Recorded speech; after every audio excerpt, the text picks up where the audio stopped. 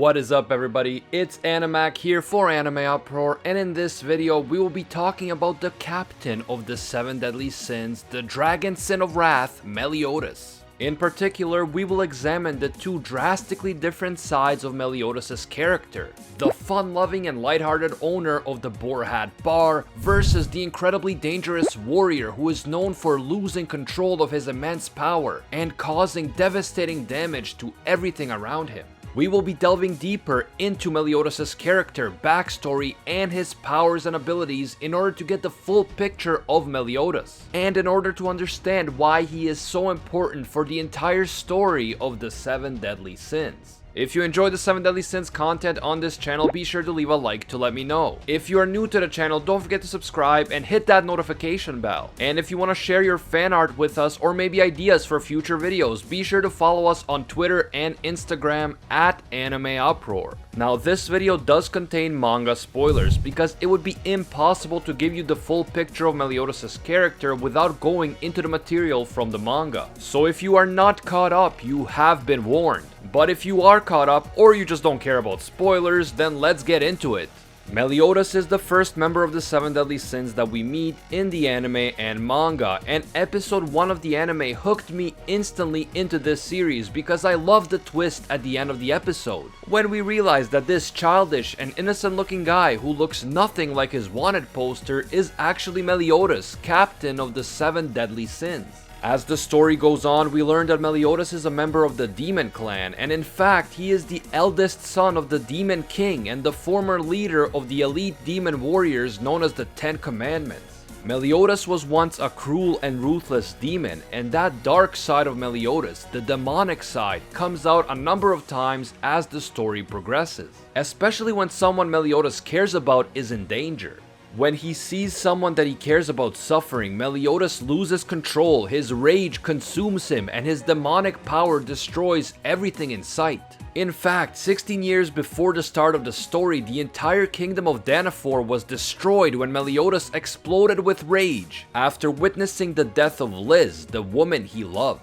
So it makes perfect sense that Meliodas would be the dragon sin of wrath. Now, many have made the argument that Meliodas' peaceful, fun-loving, and carefree personality is just an act that he puts on in order to control his emotions so that he doesn't go berserk. However, I disagree with this claim. I believe that Meliodas has two distinct sides to his personality. Both are real, they are not an act, but they are definitely in conflict with each other. And this conflict is one of the defining plot points of the entire 7 deadly sins story. If we look at the time Meliodas spends with Liz, even before the destruction of Danafor, we see that Meliodas is a calm, peaceful, and fun-loving guy with a sense of humor. Liz fell in love with him in part because of these character traits. Meliodas is not pretending to be this person, he is this person, but there is also a darker side to him which comes from his demonic nature. For instance, if Meliodas truly had no emotions and he just pretended to be a normal guy to keep his demonic powers at bay, he would not lose control when someone he loves is in danger. He loses control because he has strong feelings for Liz and for other people close to him. So the fact is that Meliodas is both a good-natured, kind-hearted, fun-loving guy and a demon with a dark core that is always threatening to consume him. You probably think of yourself as a normal person who likes to joke around and have fun, to do nice things with your friends and family, and so on. But if, God forbid, you were ever put in a situation where someone close to you is in danger, where someone you love is suffering, your character would probably change. You would do anything in your power to help the person you love, even things that might be considered immoral or evil, because at the end of the day, most people will do whatever it takes to protect their loved ones, and they will do it regardless of the consequences. If someone does something bad to you or to your loved ones, you would want to stop them or even get revenge on them, and many people in the real world get consumed by feelings such as revenge. This is why Meliodas' inner conflict is so powerful. It speaks to human nature and the internal struggle that all of us face. Of course, the 7 deadly sins is a fantasy, and Meliodas is literally a demon, so that conflict is more visible and extreme. But a similar type of inner struggle is often present in each and every one of us. Many characters in the 7 deadly sins have such rich and powerful backstories, and this is, in my opinion, one of the greatest strengths of this series. Who we are depends in large part on where we come from, and the reason that the characters in this series are so well developed is that their histories and backstories are so well thought out. Meliodas' backstory in particular is absolutely amazing and heartbreaking. Over 3,000 years ago, Meliodas was the favorite son of the Demon King, and he was set to inherit the throne of the Demon Clan and become the next Demon King himself. However, everything changed when Meliodas fell in love with a member of the Goddess Clan. The Demon and Goddess clans are natural enemies, so the only way that Meliodas could be with the woman he loved was if he betrayed his own clan, abandoned the 10 Commandments, and escaped together with the goddess he loved. In the process of escaping, Meliodas allegedly killed 2 members of the 10 Commandments, and for the sin of falling in love with a goddess and turning against his own kind, Meliodas was condemned as a traitor. The goddess Meliodas loved was also treated as a traitor by her clan. Although this may not be the whole story, from what we know so far, Meliodas' decision to abandon the demon clan left the demons vulnerable. The balance of power between the demons and the other clans was disrupted, and the goddess clan along with the other races saw this as their chance to finally defeat the demons, and the holy war began. At some point, the Demon King and the Supreme Deity, who is the ruler of the Goddess Clan, attacked Meliodas and his lover and killed them for their betrayal. But not only that, both of them were cursed. The Demon King cursed Meliodas so that he would stop aging and so that he couldn't die. Every time he was killed, Meliodas would simply come back to life, with the additional caveat that every time Meliodas came back to life, he would lose some of his emotions, which makes it even harder for him to control his inner demonic power. The Supreme Deity cursed Meliodas' lover so that every time she died, she would be reincarnated as a human. Every time she is reincarnated, she loses her memories of Meliodas, but in every lifetime, she is still destined to meet Meliodas and fall in love with him over and over again. Not only that, but if she ever regained her memories and remembered Meliodas and her past lives that she spent together with him, the curse made sure that she would die 3 days after regaining her memories.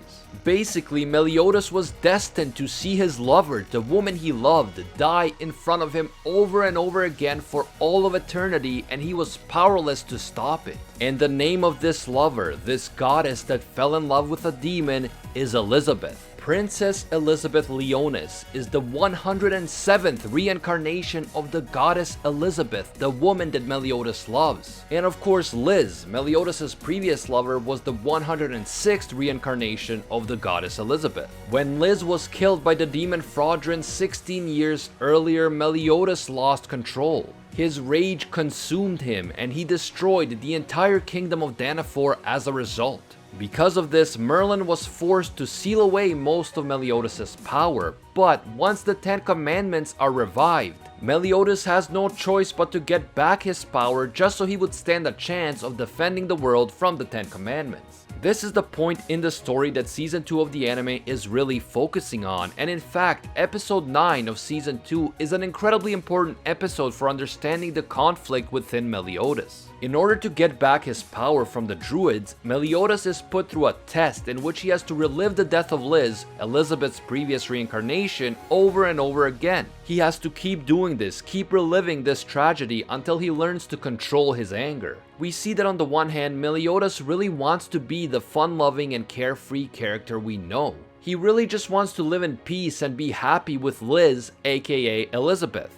But the curse keeps destroying everything he cares about, and this terrible emotional torture that he has faced for 3,000 years pushes his demonic core to the boiling point, until he just can't take it anymore. Just imagine what Meliodas is going through. The person that he loves the most in the world, the person that he sacrificed everything for, keeps dying before his eyes over and over again. And despite his amazing power as a warrior, he is still powerless to do anything against this curse. Just imagine how tortured Meliodas' soul must be, how much suffering he has gone through for 3,000 years. At one point in the manga, Bon complains about having to see Elaine, the woman he loves, die in his arms without even realizing that Meliodas has had to go through this same thing 106 times already. And if you think, oh well, it doesn't matter because this same person keeps reincarnating over and over again, you have to remember that although the soul of the goddess Elizabeth keeps transferring into all of these different people,